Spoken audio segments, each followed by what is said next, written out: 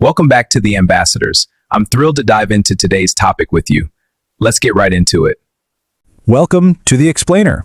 Today we're breaking down a leadership philosophy that really boils everything down to a single powerful virtue. Our source material argues that this one thing, well, it's the absolute bedrock of effective leadership. So before we really get into it, I want you to think about this question for a second, because the material we're looking at today argues that the answer, above all else, is courage. And we're not just talking about any old kind of courage either. This is about a very specific, faith-driven boldness. All right, let's jump right in.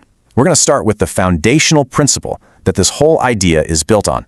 And it all kicks off with what's presented as a direct command, a core demand, really, for anyone in a leadership role. So here it is. The entire argument we're exploring today, it's built on this one ancient text. And you'll notice it's not framed as a nice idea or a friendly suggestion. It's presented as an explicit instruction, a direct command for leaders to be courageous. This verse right here is the cornerstone of the whole philosophy, making courage a totally non-negotiable requirement.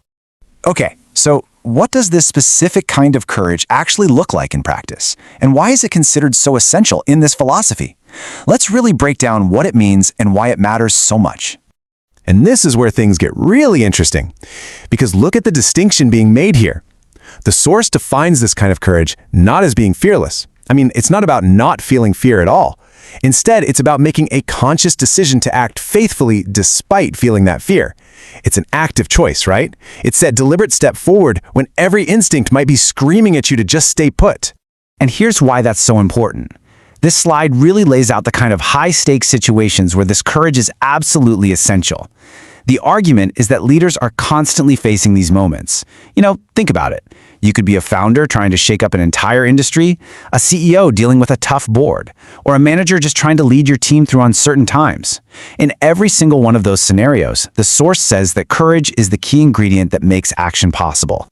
Okay, so to really see how this plays out, let's look at the main case study the text uses. To show this principle in action, the source material turns to a pretty major historical figure. And that figure is Moses. He's pointed to as the ultimate example, the embodiment of this type of courageous leadership. He's really held up as the prime case study for what this looks like under some pretty extreme pressure. So what was his challenge? Well, the text makes it really clear that he was getting squeezed from all sides. He had massive opposition from the outside with Pharaoh, and constant complaints from his own people on the inside. And that's a situation a lot of modern leaders can probably relate to, right? That immense external opposition today could be your competitors or a crazy market. And those internal complaints, that could be anything from a team with low morale to fighting with your stakeholders or even just getting blasted on social media. And here's the crucial part of the story, the real takeaway. According to the source, his courage didn't just come from within himself. It wasn't self-generated. It was directly tied to his faith, his trust in a higher power to see him through. And it was that reliance that allowed him to make decisive moves, even when he was completely surrounded by threats from the outside and dissent from within. This all leads to a really clear contrast that the source material draws. It's all about the different outcomes from two very different leadership paths. It really sets up this stark choice. You can act with courage, or you can fall into indecision. And man, the stakes couldn't be clearer. Look at this comparison. The argument is that the path a leader takes directly dictates what happens next. On one side, you've got courageous leadership.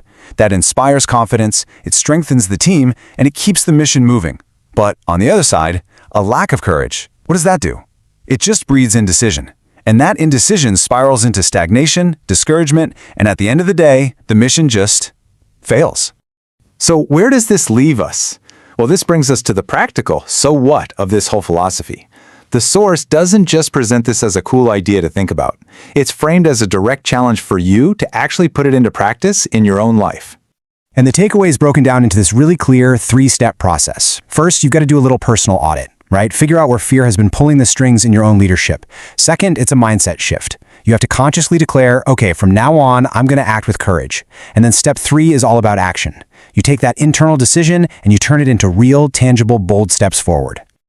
So we're going to end on this final thought. It's a question that comes straight from that call to action we just talked about, and it's something for you to really think about. After everything we've looked at today, after this whole deep dive into courage, the only question that really matters is a personal one. Where is fear holding your leadership back? Thank you for watching. Please share, like, and comment. Your host, God Servant, David F. Noefulu.